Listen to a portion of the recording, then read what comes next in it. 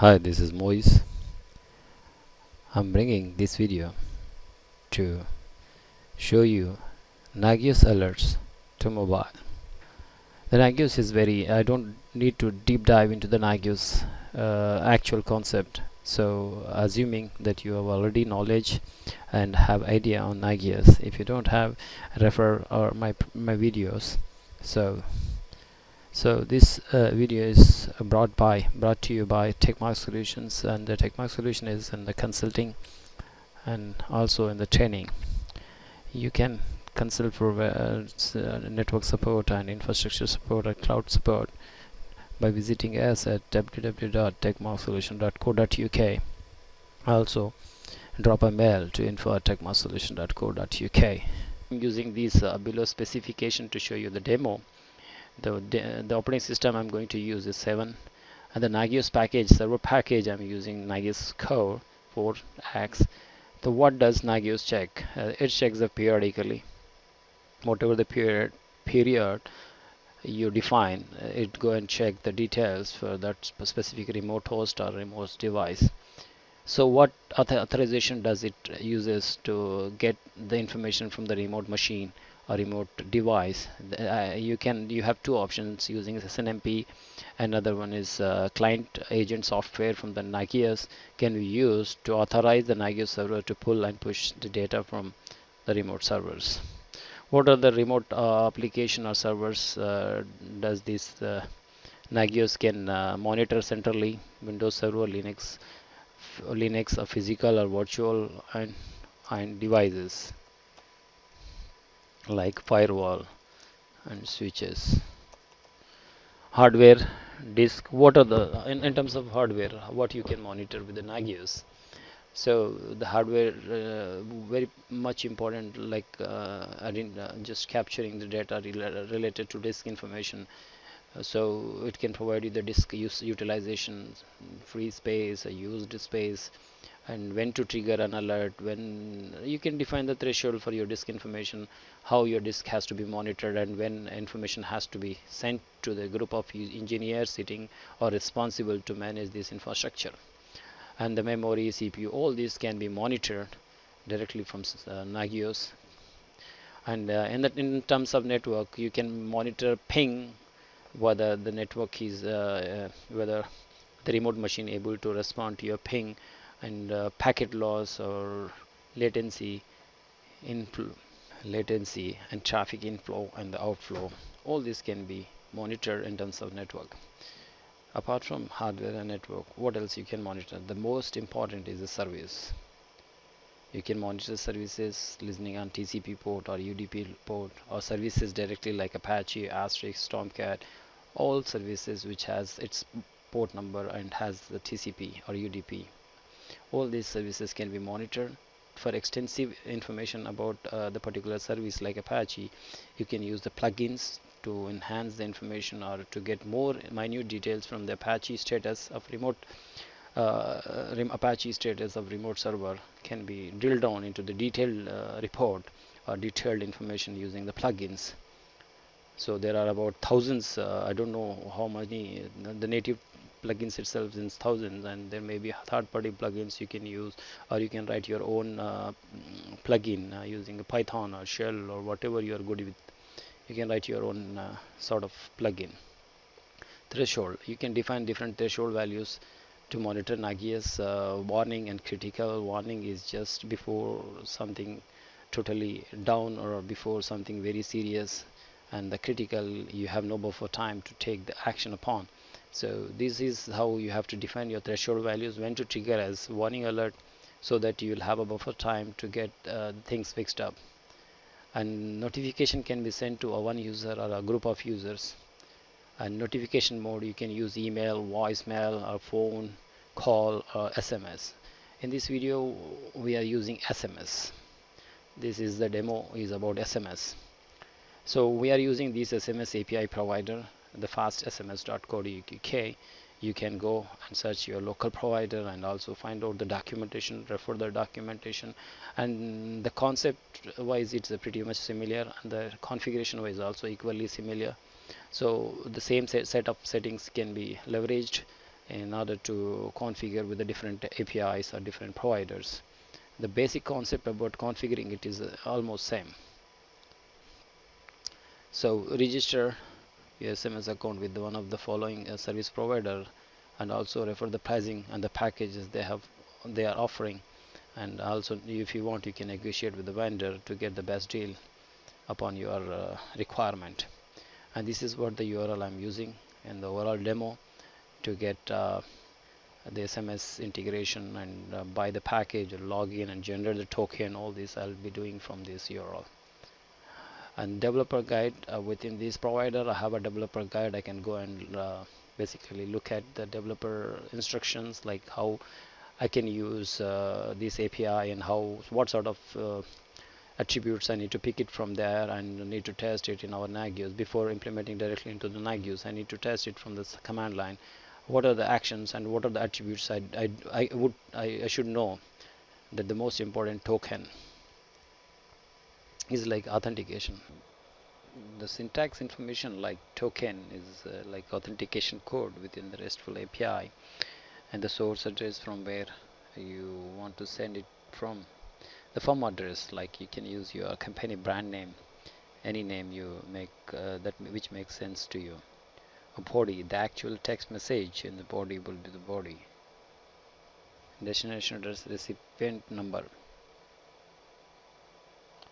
to whom you want to send this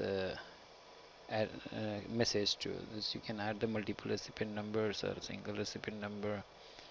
So that's how the syntax looks like.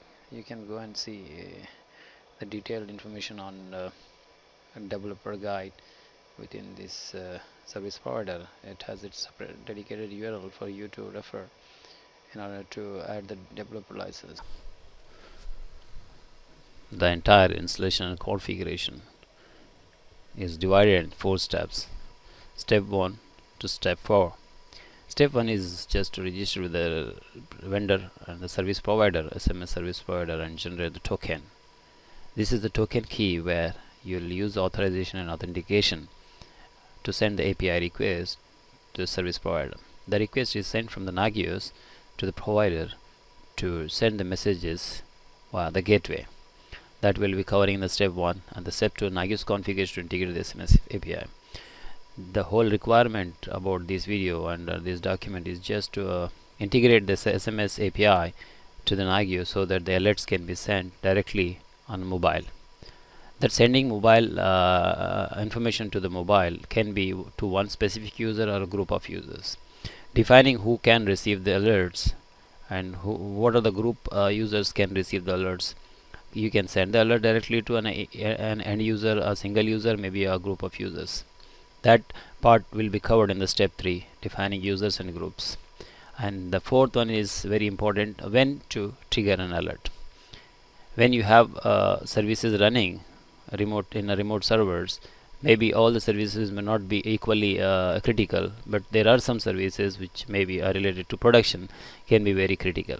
Maybe some disk information is always critical, or maybe huge bandwidth traffic coming into the server may be critical. So it depends upon like which piece of infrastructure you'll consider as critical. Then you can trigger that alert, and the trigger when something is deviated from the threshold, you can trigger the alert directly by defining these, enabling the notification at the service level or host level. So you can enable the alert only specific to the service within the host or entire host. So that depend upon your configuration where you make the alerts enabled. Next, step 1, register the token. Register and generate the token. This token is like authentication, as I said before. As I'm giving you the demo on the fastsms.co.uk, the token can be generated directly from the user settings and preference API generate token. These tokens can be created as many as you want, and you can delete this. In this demo I'm creating this token just to demonstrate how the API can work and how this can be integrated with Nagios. So just quickly let me take you to, this is where my account is created with fastsms.co.uk. I have 98 balance credit remaining. I can send almost 98 SMS through this account. That's how my account has the balance with. So what I can do here is to create the API key. I need to get into the preference setting. Before getting into the preference setting, where is this is the developer URL. This will take you the developer knowledge base article within the provider. So there are different ways that you can integrate SMS API using HTTP request or XML request or PHP. If you are good at the PHP coding, you can use the PHP method or something like that. But in our case, we'll be sending the RESTful request directly from HTTP API. So we're gonna refer this. There are different ways that you can use this SMS for sending SMS or receiving SMS or creating user or many within the API, but our requirement is about the sending messages. And just get it to the sending messages section, where you will be taken directly into you will be landing directly into the send message section, where you can see what are the information you have to use when you intend to send something or using this RESTful API. What are the parameters and what are the attributes you need to pass on when sending HTTP request to the provider using RESTful API that you need to use. If you want to use that sort of all these can be used in one request or maybe a certain. So in our case, we'll be using destination address, source address and body. These are the informations we are going to use. This is the sample.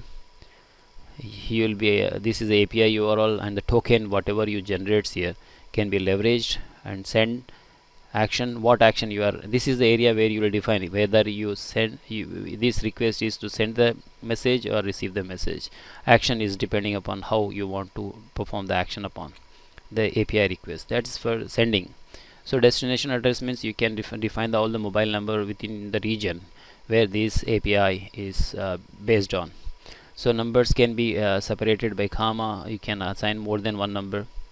And source address API means you can use any sort of name. And body, here actual message will be sent. It can be a static values or dynamic value. As Nagios required a dynamic information to be sent when something some service is down or some problem occurred with the Nagios remote host. That information can be passed as a dynamic variable directly in the body section. We'll be covering in our next step. Next, generate the key from our panel. To get to generate the key, we need to get it setting. Within the setting option, you'll have a preference. Underneath the preference, you'll have I'll need to. So I'll be logging first to generate the key or token. Yeah, I'm logged in back into my account, and here I can again go back into the preference setting, and then I'll be asked many options here. Here I can generate the token here, regenerate token. So this is, I don't want the existing one, I can generate another one. So I'll take this and copy here in the notepad. I'll copy this here in the notepad just for the safer side, so that I can use this when I test this API by sending a test message to my mobile number. So just I'll save. This can be generated here because this is like authentication and authorization to send the request directly. API, this is what email to SMS. There are many API, different APIs, but our API requirement is just API, HTTP based API. This is the token where we can regenerate token, or you can add on the more tokens. It all depend upon you, how you want to use and how many tokens you want to generate and what purpose of token. What is the purpose of the token, specific token generate. These are different variety of use cases here. If you are intend to send SMS directly, email to SMS, anything receiving on email can be sent back to the SMS. That's how we can do. But in our case, we are really using API. So you will have a developer guide in order to understand how this API works and how it can be used with your application or any sort of application you are intend to integrate with. Let's go back to the document guide. So If you don't have installed, then let's come back to the Nagios server. This is the Nagios server I'm going to use to demonstrate to you. And we are wget is a package you need to have a pre-install in your Linux machine to test with the CLI to send HTTP request, or you can use curl or wget, whatever you want. But in this demo I will be using wget to show you how this API works. So make sure you have the internet with that Nagios server. This is a Nagios server running Core, Nagios Core 4 version, and everything is pre-configured here. Just I'm going to show you the integration part, that's it. So if you want more details, you can visit us or you can subscribe us. You'll get to know. We'll be publishing you the videos on Nagios and any advanced features of Nagios and other very important topics on cloud and DevOps and many more. So it's already installed in it, so I can run any Google sort of things. I can run any command based URL access, and this is a handy and tiny software package, handy tool to use the browser, like CLI based browser, to query a web server or web URL directly from the CLI command window. So we are going to send a test message using wget command line utility. Test message just to verify that the API is perfectly working fine. So let me copy this and paste into the notepad to change the key and other sort of information. Wget is the command I'm using. This is the URL API which we have covered in the developer guide of this particular. This is the developer guide I referred in order to achieve this. Let me show you. The first token, we need to change the token. Instead of using this one, I need to change it with this one till here. I'll be sending action would be send, and destination address is mine address. Destination address mobile number would be my mobile number, and the sort address I'll be naming. I can use any name here. The body is testing by techmark. This is how you can use here. Just copy this and try running it from the Nagios server. It should work fine. Yes, the SMS has sent. There is no issue. The token, the information has sent successfully. There is no issue at all. So it means if you still has the problem, then you can go back and correct and the number or API token key, but our request is worked very well successfully. There is no issue at all.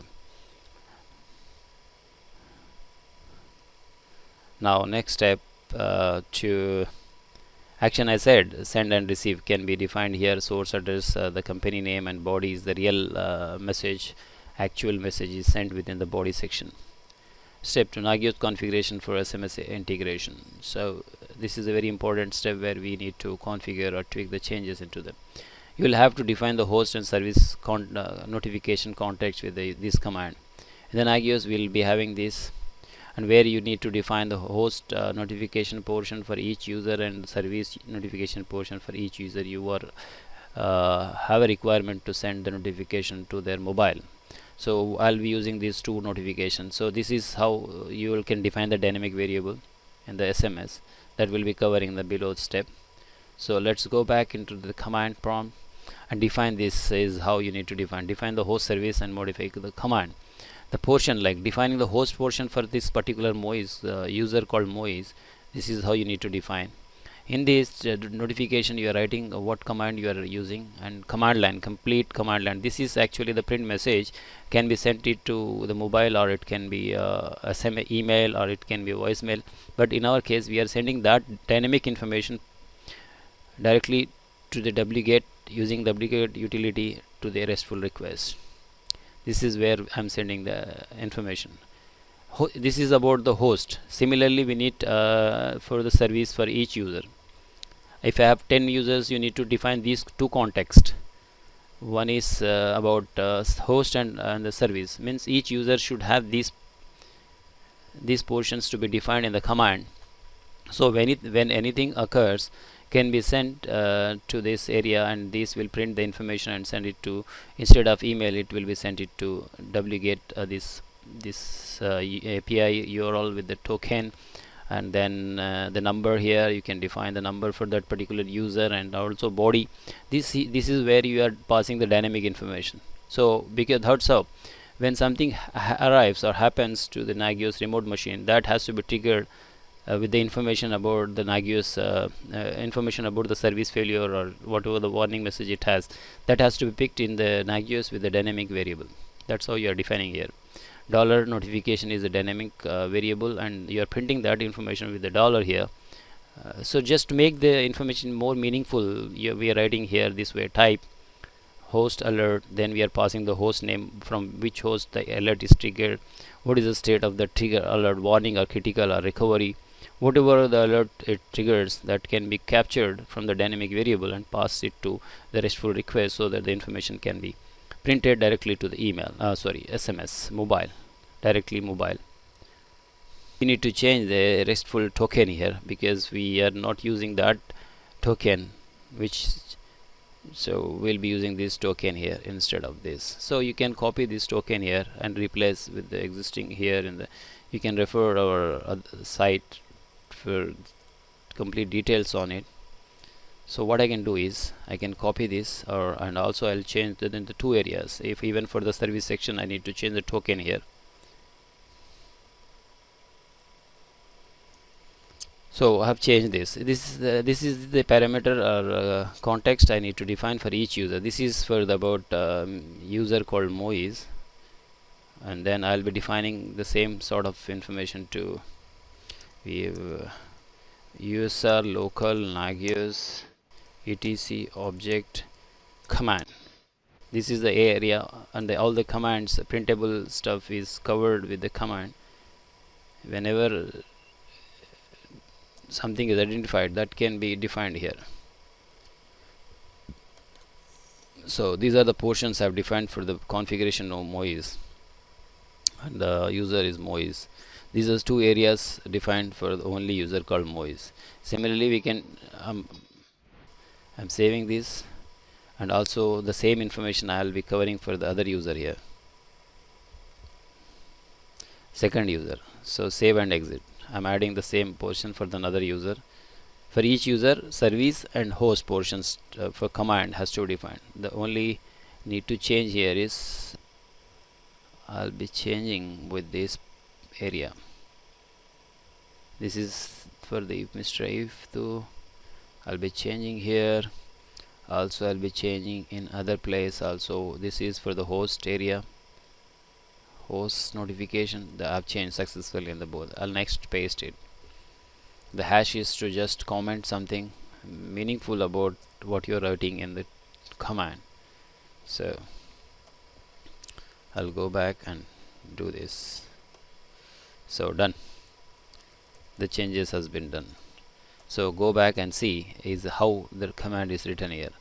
So you're defining a command name notify service to if to. This is the name you are creating for the command to uniquely identify for which user you are creating this. So print what you need to print when something is identified as a problem in the Nagios for the remote host. So Nagios notification has to send like location type, is it what type of notification you are sending, and service, if it is service description, if it is about the service, it has to print about the service, and if it is about host, it has to print about the host, if it is down or up state. For the host, service is up and down, again the same, and a host can have multiple services. All services can be defined and can be triggered as alert. That is only cover that printing the information in the email is done by this command configuration file of Nagios. Next, get back to the other areas. Third step, probably enabling mobile notification to users. So this is the very critical area where you will define which user and how the user context, like contact information for email contact is different, and the mobile contact for the user is different. So what you can do is you can get into the contact file of Nagios, and there you can define users, like whatever the user we have created in the contact. So here in the contact section I can define who all the users are supposed to receive the alerts. I'll say these are the users who has to receive the alerts. See, I'm defining the contact name Moise, generic contact, alias SMS. It's your choice, like alias can be anything meaningful. Here where you will have to define what command has to be executed when this contact information is used to send the notification. This is the command you need to use. That's what you defined in the command prompt, command configuration file. The same will be triggered. This is where the information will be printed, and the source of information sending it to will be decided by the command itself. So that's how I'm doing for the if2. And so you have to be very careful what you have defined there in the command for the user. For the host portion and the service portion, you have to copy the same name here, otherwise you'll end with the errors. So better you copy the correct name here. Next you need to copy the group. So you are creating a group here called SMS admins. You can copy it in the group section. The fourth step is step 4. Configure remote host for adding SMS notification to the host and the service for the remote host. For every machine you monitor with the Nagios has to be created a configuration file where you will define all the services that you intend to monitor from that remote machine. All this will be defined with the specific configuration file of that remote host. That name can be anything based on your requirement. You can change the naming pattern, and those naming patterns have no impact, no effect. Only thing you need to define what is the location that you store the configuration file associated to remote host. By default it resides in the user local Nagios etc object. If you don't want here, then you need to change the location directly from the Nagios configuration file. That is, I'll show you straight away. Nagios, this is the file where you need to show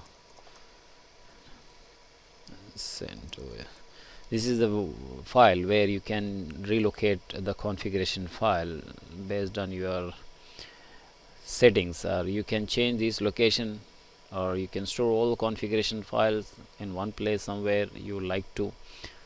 This is where you need to change, and once you are changed it, then you need to basically reload. Service Nagios reload can do the changes to be reflected, and this is what the configuration file actually locates in. So now it's time to enable who has to receive alerts when this remote machine is having some difficulty or having some technical issue, or maybe some alerts. When to trigger alert, who has to receive alerts, all this can be managed from the configuration file associate to remote machine. This is where we are creating one CentOS CFG file for demonstrate and show you the demo, and we are naming it as a Linux server. Host name is CentOS, and the use is Linux server, and techmark server alias I can define anything, and the address for this would be the 13. Just I'm giving 13.50. all these parameters about the notification, when to monitor, how to monitor, is it to be monitored 24/7, and notification has to be sent 24/7, and who has to receive alerts, when to trigger alert, and a notification is enabled or not. You can disable if it by making the value from 1 to 0. No notification will be sent. So if it is 1, this is it means that you are enabling the notification. And who has to receive the notification? That means the email users and the SMS admins. Means all the users are member of SMS admins group.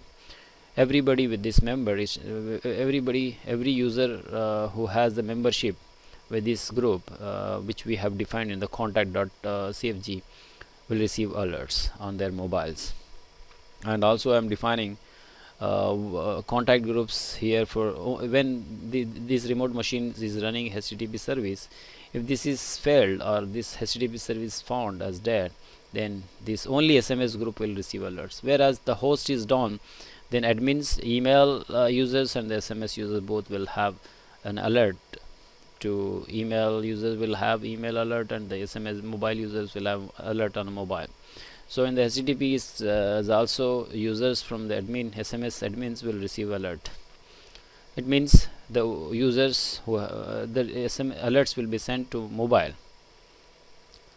So I'll just take you to the configuration file via CentOS 1. Here I am defining all this. I am telling this as admins, the email users and SMS admins both will receive alerts. For HTTP failure, only a particular group of users will receive alerts.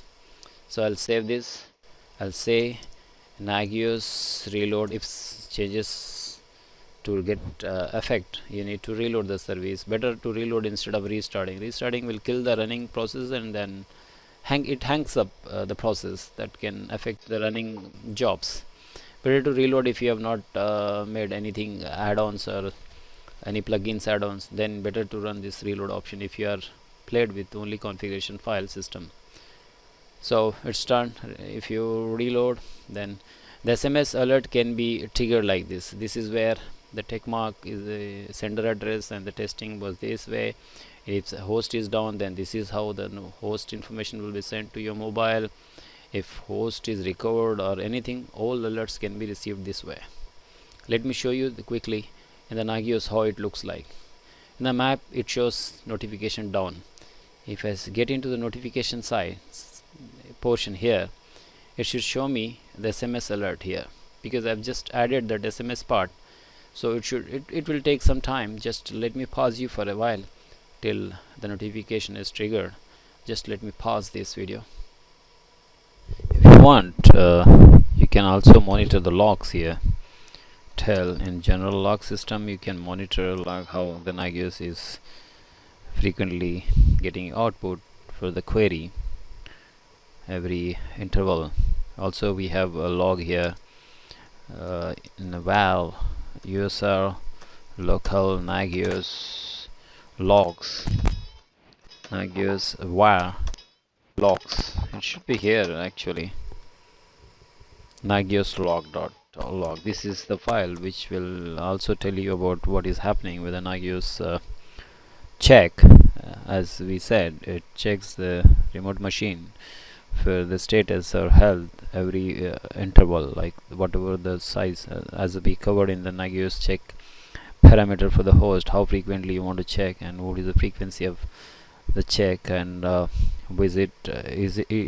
it has to check every day, every month, every week. All these parameters you can define with the configuration file that is there for the remote host. As I said, CentOS 1, sorry, it has to end with CFG. So as I said, every day, every notification period and check period, how interval for this host check. This is how the sequence you can maintain here.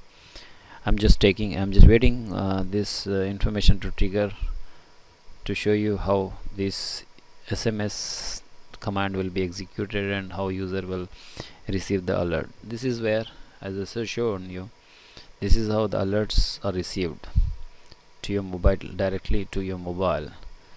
The users, all the member of that group will receive these alerts, even for problem and the warning and also for recovery.